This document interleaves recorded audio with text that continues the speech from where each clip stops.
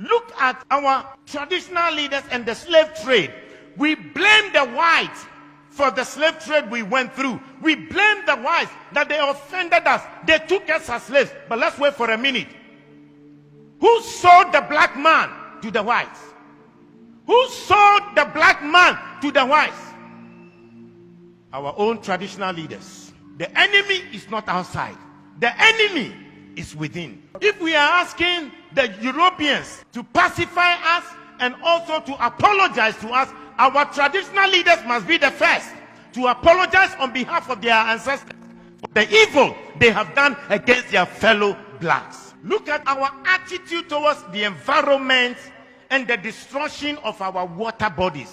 All our river bodies have turned into dark brown. And you know what they said? In the next 20 years, if we don't stop this illegal mining, Ghana, we will import water to drink. Yet we don't care. And Chinese, they will come from their country into our forest, destroy our forest, destroy our land, and illegally mine and damage our waters. How can they come if the traditional leaders didn't give them permission to do that? And in one instance, while they were dead, our military went there to protect them. Our own military that is supposed to protect us rather protected the foreigners to destroy our water and destroy our forest.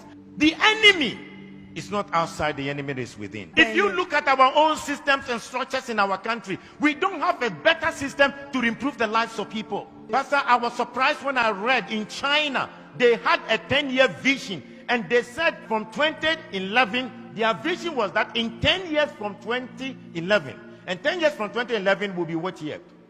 This year, 2021, that they will raise over 20% of the people to become multi-millionaires. Now in 2021, they have 1.8 million Chinese who are multi-millionaires in China, and they are between the age of 40 to 50 years. Multi-millionaires. The government intentionally decided that they would make sure they will have 20% of the population multi-millionaires. They also agreed that they will make sure that they will lift up the poorest of the poor, and they lifted 100 million people from begging to live a better life. But in this country, in our country, we fight our own businessmen.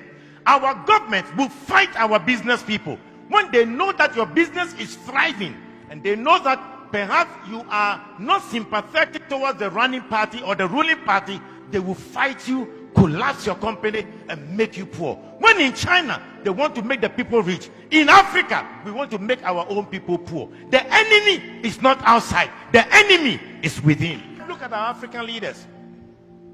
How much they stole, the money they stole away. We are told in Gambia, Jamal Yaha, he stole 11 million US dollars from his own country, Gambia. Sani Abacha stole between 1 billion to 5 billion dollars out of Nigeria.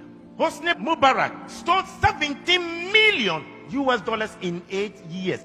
The enemy is not outside. The enemy to our own progress is within. Look at our presidents, the presidents who were fighting for our independence, what we did to them. In Togo, the man who fought for the independence of Togo, called Sylvanus Olympio.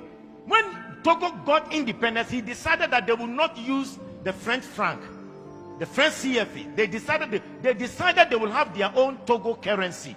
And you know what? They used Iyadema to kill him and to get rid of him. When Olympians wanted to make Togo great, the enemy within, the Judas within, killed him. In Burkina Faso, the man who gave them independence, Maurice Yamego, was eliminated by his own people. When Thomas Sankara came, his own body group killed him and got rid of him. The enemy is not outside. The enemy is within. You look at our own country. Kwame Nkrumah started a new vision to develop Ghana, and who undermined him from within? They threw him out by Kotoka. Today we celebrate Kwame Nkrumah, but their own Judas will damage him.